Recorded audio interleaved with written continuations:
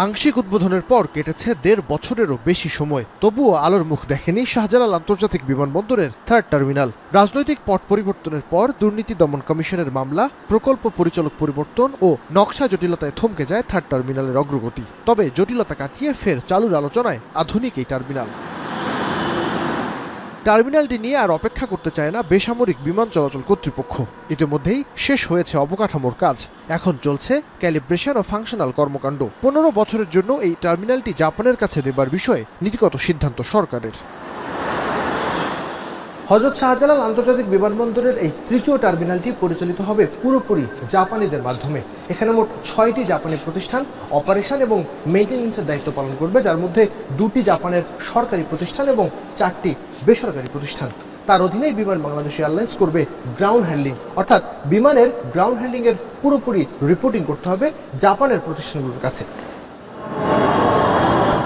যদিও জাপানি প্রতিষ্ঠানের সঙ্গে এখনো চুক্তি হয়নি বেবিচকের, তবে আলোচনা এগিয়েছে অনেক দূর। আমরা যে ১৫ বছরের কন্ট্রাক্টটা করতে যাচ্ছি, যে আমরা স্পেশাল পারপাস কোম্পানি, জাপানিজ কোম্পানির সাথে আমরা এনগেজ হয়েছি অলরেডি। ওনাদের সাথে অনেক ডিটেইলস আমাদের আলোচনা হয়েছে। এই নেগোসিয়েশনটা একটু সময় লাগে, কারণ এখানে লট অফ ফিনান্সিয়াল এবং আদার এসপেক্টস থাকে, বিভিন্ন অর্ডারে থাকে। আমরা যেটা প্রপোজ করছি ওনারা হয়তো অ্যাগ্রি করছেন না, ওনারা আবার রিপ্রপোজাল দিচ্ছেন, ওনাদের সাথে বসছি। এই প্রসেসটা আমরা খুবই চেষ্টা করছি যত দ্রুত তার সম্বন্ধে শেষ করা। জুলাইয়ে ঠিকাদার থেকে টার্মিনালটি বুঝে নেবার পর শুরু হবে চালুর প্রক্রিয়া। জাপানের দায়িত্ব নেওয়ার ৬ মাসের মধ্যেই এই টার্মিনালকে অপারেশনে আনা সম্ভব বলে জানালেন বেবিচক চেয়ারম্যান। চুক্তিটা হওয়ার পরে কিন্তু দে নিডেড টাইম, অ্যাকচুয়ালি তাদের রিক্রুটমেন্ট হবে, ট্রেনিং হবে, ম্যান পাওয়ার ঢুকাইতে হবে, তারপরে ইমার্জেন্সি রান করতে হবে এয়ারপোর্ট।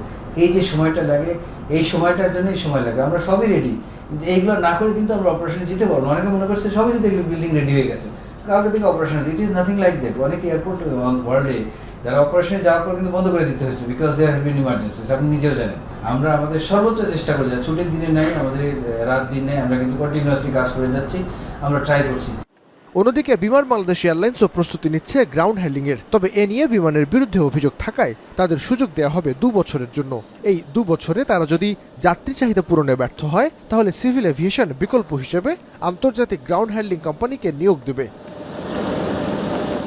শাহজালাল আন্তর্জাতিক বিমানবন্দরের থার্ড টার্মিনাল চালু হলে এই বিমানবন্দরে যাত্রী সেবা দেবার সক্ষমতা পৌঁছাবে বছরে ২ কোটিতে। বর্তমানে এই বিমানবন্দর ৮০ লাখ যাত্রী সেবা দিতে সক্ষম। নাইম আবির, এখন, ঢাকা।